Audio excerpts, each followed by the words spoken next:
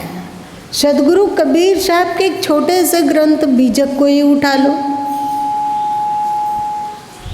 तो आप बताओ कि उस बीजक ग्रंथ में ऐसा कौन सा सब्जेक्ट है जो भली भांति निरूपित हुआ पर बाकी दूसरे दैविक साधन वे गौण हैं। आप लोगों में से बताएंगे कि कौन सा साधन बीजक ग्रंथ में प्रमुख है और कौन सा गौण। मतलब एक छोटे से ग्रंथ है उनका बीजक, जो कि प्रसिद्ध है। शायद ही कोई ऐसा मानव कल्याणकारी पहलू होगा जो कि बीजक ग्रंथ से अछूता रह गया हो, ऐसा प्रतीत नहीं होता है। वेदांत को यदि ढूंढे, यदि एक वेदांती बीजक ग्रंथ का अध्ययन करेगा तो वो उसमें वेदांत के गंभीर से गंभीर सूत्रों को निकाल सकता है। यदि एक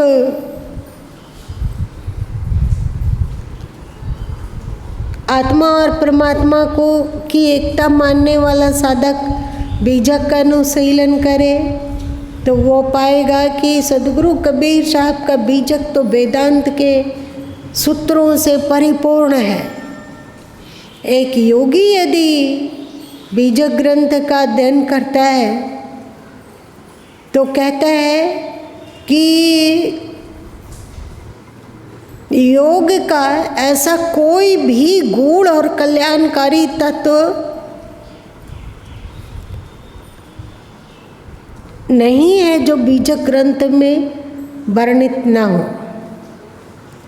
यदि आप भक्ति साहित्य को देखो तो इसमें भक्ति की गूढ़ बातें समाहित है।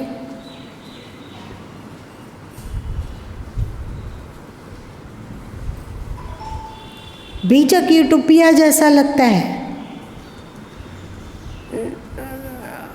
गहन अध्ययन करने पर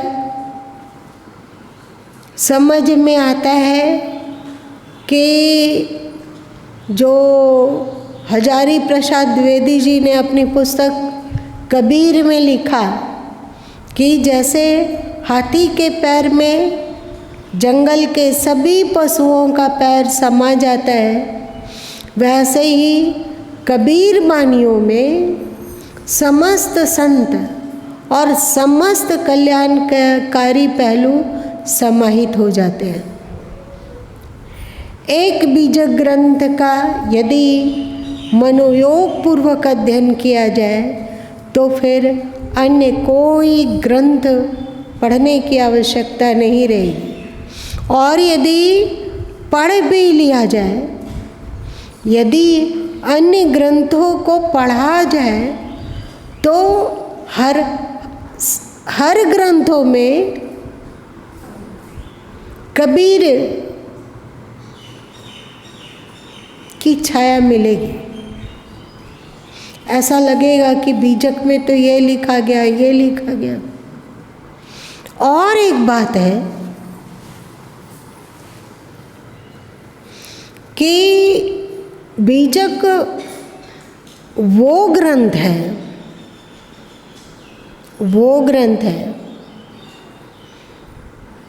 कि उसका गहन अध्ययन करने से जहाँ योग में मार्गदर्शन मिलता है, वेदांत का मिलता है, भक्ति का मिलता है और अन्य दैविक गुणों का मिलता है, वहीं पर उसमें चमत्कारिक मंत्र शक्ति छुपी हुई है। बीजक ऐसा ग्रंथ है कि उसमें जीवनोपयोगी उपदेश तो गुम्फित हैं ही, साथ साथ में बीजक का पद पद, शब्द शब्द में मंत्र शक्ति भरा हुआ है। गुरु माँ के पास अनेक लोग अपना दुख सुख अथवा अपनी समस्या लेकर आते हैं। अब लगभग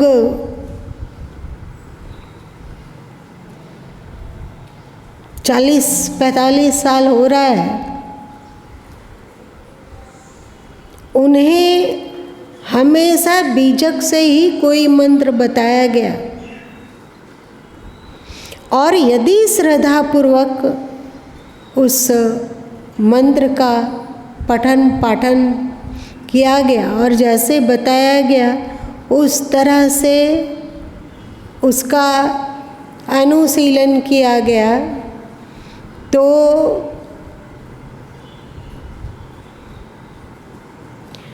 देर हो पर अंधेर नहीं, तो अनिवार्य रूप से उसकी इच्छाओं को पूरा होते हुए गुरु माँ ने देखा, साक्षी हैं इसके।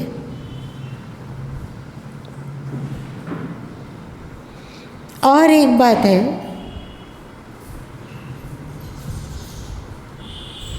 कि भक्ति और श्रद्धा के साथ यदि कबीर की गूढ़ बानियों का पठन किया जा सके तो चित्त शांत होता जाता है, और बीजक का पाठक के भीतर स्वयं ही विभिन्न दैवी गुण विकसित होते हैं, और साथ साथ ही वो क्षमता है कबीर बानियों में कि आप किसी बानी में अटक गए, समझ में नहीं आ रहा है कि इस बानी का अर्थ क्या है,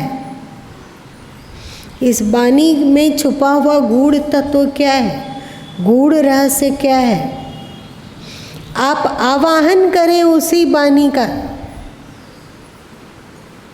कि हे बीजक बानी, हे पूर्ण मंत्र शक्ति से परिपूर्ण, इस पद में जो रहस्य है वो कृपा करके मेरे अंतस में प्रकट कीजिए, मेरे अंतस में प्रकट कीजिए।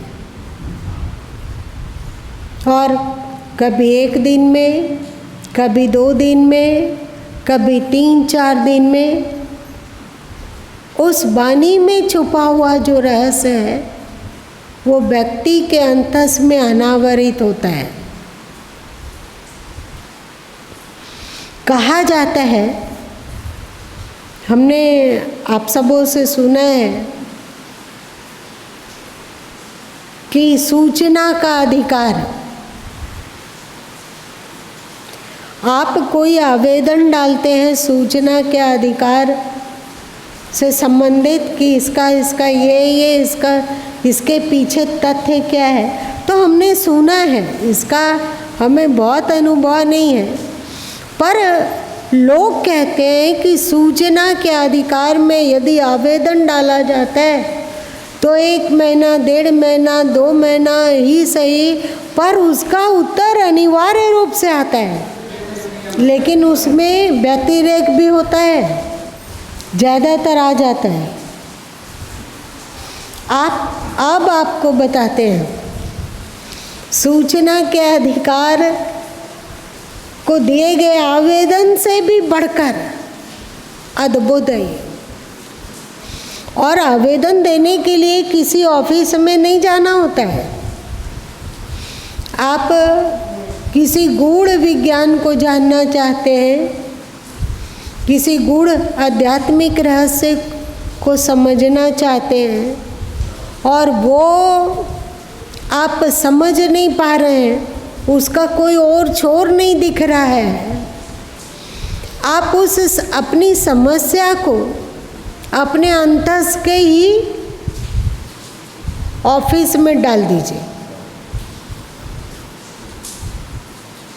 आवेदन को दूर नहीं, क्योंकि सदगुरु कबीर साहब कहते हैं कि तेरे घट में है राम तू काहे भटके रे, कहते हैं ना। तो वे तो हमारे घट के भीतर है उत्तर देने वाले राम। तो आपको दिक्कत नहीं करना है, आपको क्या करना है, अपने अंतःकरण में ही, अपने हृदय में ही अपनी समस्या को रख दीजिए। और क्योंकि हम लोगों के हृदय में अनेक आवेदन पड़ा हुआ है, तो बीच बीच में दोहराना पड़ता है कि मेरे आवेदन का क्या हुआ, 4 दिन हो गया अभी तक उत्तर नहीं है, आवेदन का क्या हुआ। और इसे दोहराने के लिए आपको कहाँ जाना होता है, अपने ही भीतर, अपने ही भीतर गुनगुनाना होता है कि उस दिन जो समस्या थी उसका उत्तर जानना चाह रहे हैं, अभी तक कोई उत्तर नहीं मिला, उसका उत्तर क्या है, कबीर बानी का उत्तर क्या है, कोई उसका अर्थ क्या है। सदगुरु कबीर साहब की बानी ये पद नहीं समझ में आ पा रहा है, तो इसका अर्थ क्या होगा, वो उस अर्थ को, उस बानी को भी और उसके अर्थ को जानने की जिज्ञासा वाला आवेदन भी दोनों हृदय में डाल दीजिए।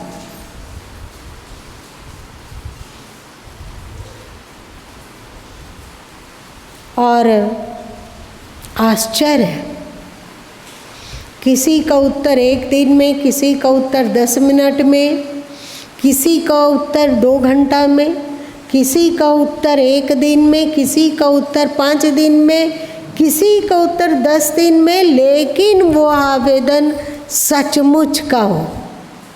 ऐसा नहीं कि आपको बाल जिज्ञासा है। बाल जिज्ञासा किसको कहते हैं पता है आप लोगों को?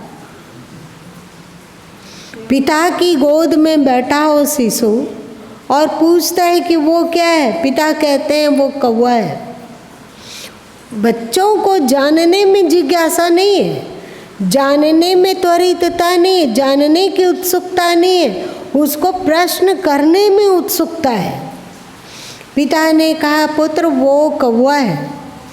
थोड़ा देर खेला बच्चा, फिर पूछता है कि पिताजी वो क्या है। पिताजी कहते हैं बेटा वो कौवा है। थोड़ी देर के बाद फिर बच्चा पूछ लेता है कि पिताजी वो क्या है, तो कहता है कि वो कौवा है।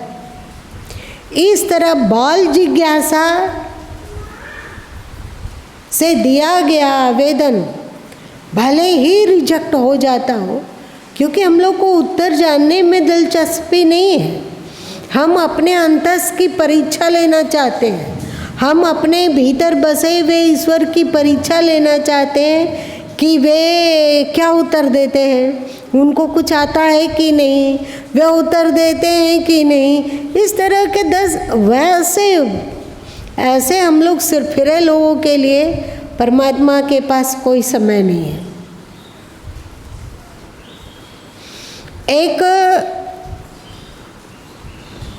एक जिज्ञासा होती है कौतूहलवश। कौतूहली जिज्ञासा किसको कहते हैं? उसकी प्यास नहीं है, केवल कौतूहल है, जानना चाहते हैं कि ये क्या है। तो हमने प्रश्न किया कि प्रभु ये क्या है, तो कौतूहली जिज्ञासु का भी उत्तर हो सकता है ना आए, अथवा आए तो बहुत देर से आए। एक जिज्ञासा होती है उत्कट जिज्ञासा, जो प्यास है, प्यास बन गए है, जिसकी उत्तर की चाहत की प्यास है, और यदि वो उत्तर ना मिले तो व्याकुलता होती है। उस उत्तर में ऐसा समझिए कि प्राण बसता है। तो हमने देखा है अपने जीवन से कि कबीर की बानियां बोलती है, उसमें छुपे हुए अर्थ अपने आप को प्रकाशित करते हैं। और एक और बात है कि यदि आप सच्चे मन से सद्गुरु कबीर साहब और उनकी वानियों के शरणापन्न होते हैं, सद्गुरु कबीर साहब और उनके वानियों का शरणापन्न होते हैं, तो जो जो आपके जीवन को दिव्य बनाने के लिए आवश्यक है वो सब के सब गुणों का विकास आप में होने लग जाएगा। आप यदि सद्गुरु कबीर साहब और उनके वानियों के शरणापन्न हैं, बहुत सारे लोग कहते हैं कि हम सद्गुरु कबीर साहब की वाणी मानते हैं, हमें पूरा बीजक रटा हुआ है, हम साखी ग्रंथ को भी बहुत आयत पढ़ लिए हैं, बहुत सारे कहते हैं हम कबीर मंसूर को पढ़ लिए, बहुत सारे कहते हैं कि हम कबीर ग्रंथावली को पढ़ चुके हैं और उसमें बहुत सारे पद याद हैं हमें, पर उनके व्यवहार में जब झांका जाता है तो संकीर्णता और अंधविश्वास और नेगेटिविटी, नकारात्मक गुण अभी भी ज्यों के त्यों हैं। लेकिन यदि आप सच्चे दिल से उनके शरणापन्न होते हैं, आप लोग सुने हो कि ध्याने ध्यान तद्रूपता, सुने हो ना, जैसा ख्याल वैसा हाल, आप लोग ये सब सुन चुके हो। तो यदि हम सद्गुरु कबीर साहब से प्रेम करते हैं, एक बात तो हम लोग सबके सब जान चुके हैं कि सद्गुरु कबीर साहब ऐसे संत हैं, ऐसे सद्गुरु हैं जिनकी वाणी में भक्ति भी पूर्ण मुखर है और वेदांत भी पूर्ण मुखर है और योग भी पूर्ण मुखर है और दैविक वृत्ति भी पूर्ण मुखर है। आप सोचिए, आप ऐसा मान सकते हैं कि सद्गुरु कबीर साहब संपूर्ण मानवता के आदर्श रूप है, आदर्श प्रतीक है। उनमें ऐसा एक भी मानवोचित गुणों की कमी नहीं है जो मानव जीवन को अपूर्ण बनाता हो। अब मान लीजिए, ऐसे में आप यदि सद्गुरु कबीर साहब के प्रति सच्ची निष्ठा रखते हो, सच्ची भक्ति रखते हो और उनका ध्यान आपके भीतर बना रहता है, उनकी वानियों का चिंतन मनन होता रहता है, तो सद्गुरु कबीर साहब के संपूर्ण गुण ना सही, लेकिन कुछ बूंद तो हम लोगों में के भीतर आ जाएंगे, आएंगे या नहीं? आएंगे। और संपूर्ण की आवश्यकता नहीं है, क्योंकि हम लोगों के भीतर पात्रता नहीं है। पूरे के पूरे कबीर को अपने अंतस में समा पाने की पात्रता हम लोगों में नहीं है, क्योंकि हम लोगों का अंतस जहाँ ससीम है, वहीं कबीर का व्यक्तित्व विराट और व्यापक है ना। लेकिन जितना ही उनका अंश हम सबों के भीतर प्रस्फुटित होता है, उतना ही हम लोगों को दिव्य बनाने के लिए काफ़ी है। समझ में बात आ रही है मेरी?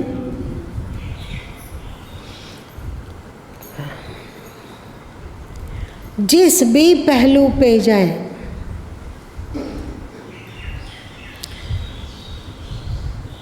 बहुत सारे ग्रंथों का अध्ययन तो बहुत नहीं हुआ, पर गीता और श्रीमद् भगवद गीता और कबीर बीजक कभी लगता है कि गीता का पलड़ा भारी है, कभी लगता है बीजक का पल्लड़ा भारी है। इन दोनों में से भारी कौन है, ज़्यादा उपयोगी कौन है, समझ में नहीं आता है। पर आज के परिवेश को देखने पर, आज के परिवेश को देखने पर, आज के मानवीय समस्याओं को समझने पर, आज के मानवीय इच्छाओं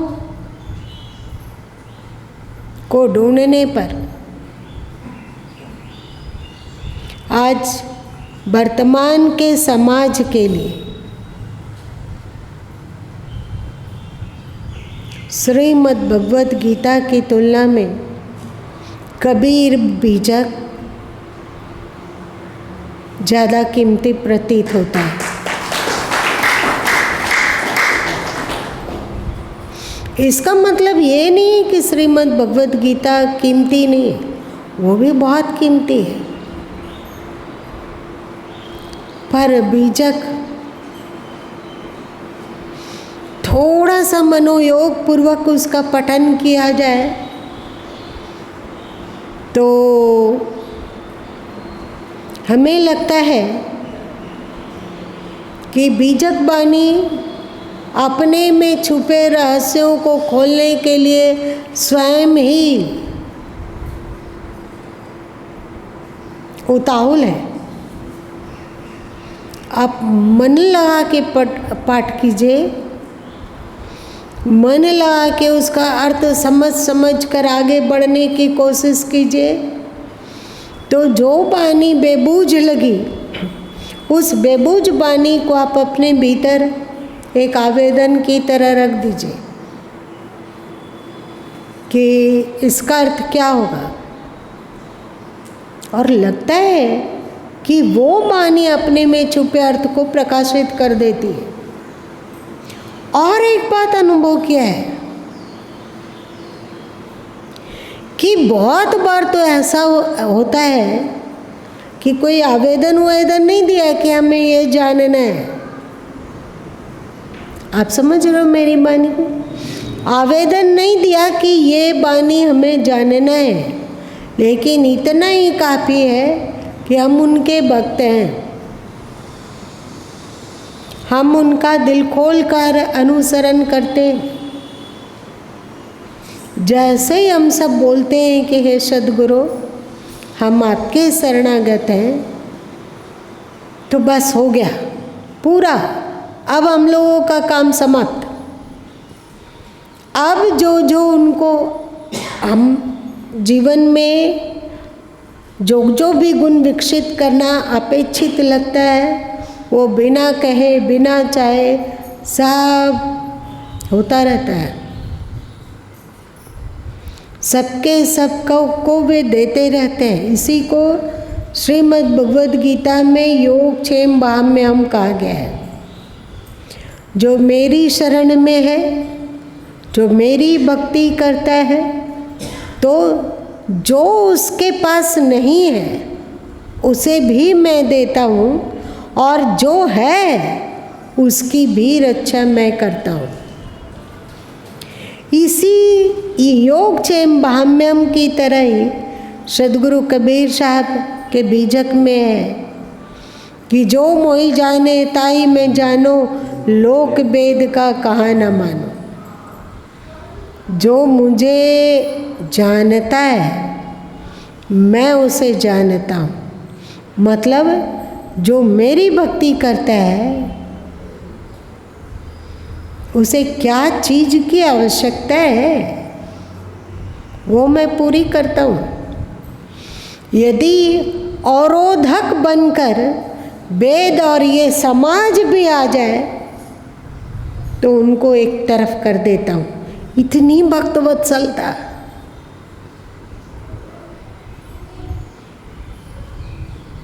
इतनी भक्तवत्सलता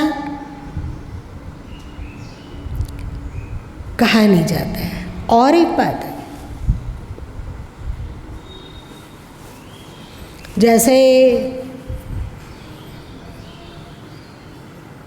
श्री कृष्ण ने श्रीमद् भगवद गीता में अर्जुन को कई स्थानों पे कहा कि मैं जो उपदेश कर रहा हूँ, मैं जो बोल रहा हूँ, वो गुप्त से गुप्त वाणी है, पर क्योंकि तू मेरा भक्त है इसलिए तेरे समक्ष बोल रहा हूँ, है ना। श्रीमद् भगवद गीता में उसी तरह की वाणी सदगुरु कबीर साहब कहते हैं कि सत्य कबीर सत्य है बक्ता। ऐसा